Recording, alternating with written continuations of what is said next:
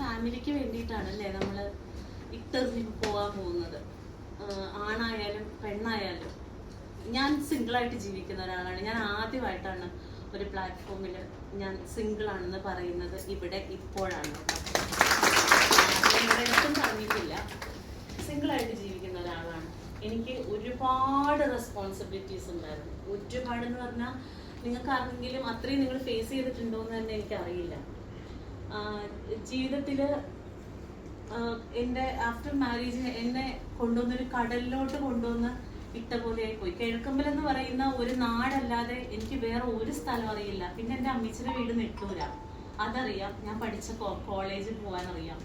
Muvattupuzha BEd കഴിഞ്ഞ college അറിയാം. അതല്ലാതെ എനിക്ക് ബസ് കയറി പോകാൻ അറിയില്ല. എസ്കലേറ്റർ കണ്ടിട്ട് ഞാനൊരു മോളിൽ നിന്ന് തിരിച്ചിറങ്ങി പോകുന്ന ഒരാളാണ്.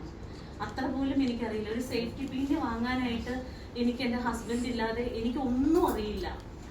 ഞാൻ ഒരു കല്യാണം കഴിഞ്ഞ ഒരു 6-7 വർഷം കഴിഞ്ഞ് തിരിഞ്ഞു നോക്കിയപ്പോൾ 11 ലക്ഷം രൂപയുടെ കടക്കാരിയായി ഞാൻ.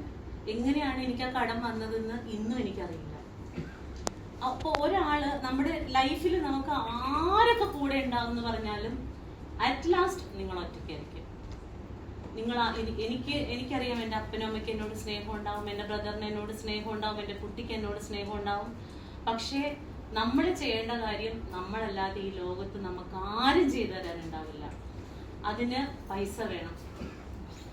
അഭിനയത്തിന്റെ ABCD അറിയാത്ത ഞാൻ ഇന്ന് അഭിനയിച്ചാ ജീവിക്കുന്നത്. എൻ്റെ ആവശ്യമാണത്. എനിക്കിവിടെ എക്സിസ്റ്റ് ചെയ്തേ പറ്റൂ. ഇതുപോലെയാണ് നിങ്ങൾ ഓരോരുത്തരും. എനിക്ക് തോന്നുന്നു സാറ് പറഞ്ഞപ്പോഴാണ് ഞാനത് അറിയുന്നത്. നിങ്ങൾക്ക് എല്ലാവർക്കും വിസ വന്നിരിക്കുന്ന ആൾക്കാരാണ്. ഇനി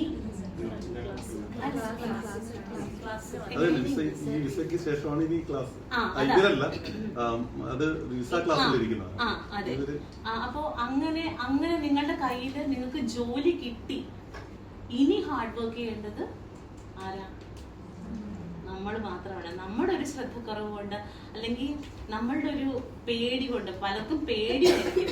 ഞാൻ ഇത്രയും നാളും നിങ്ങൾ ആരും ജീവിച്ചൊരു സാഹചര്യത്തിലോട്ടല്ല. നമ്മള് പുസ്തകമൊക്കെ കണ്ടിട്ട് കുറെ ആയിട്ടുണ്ടാവും അല്ലേ? ഒന്നും പേടിക്കണ്ട, എല്ലാം നമ്മുടെ മനസ്സാണ്. ഒന്നും പേടിക്കണ്ട. ഈ നമ്മൾ അഭിനയിക്കാൻ നിൽക്കുമ്പോഴേ ഒരു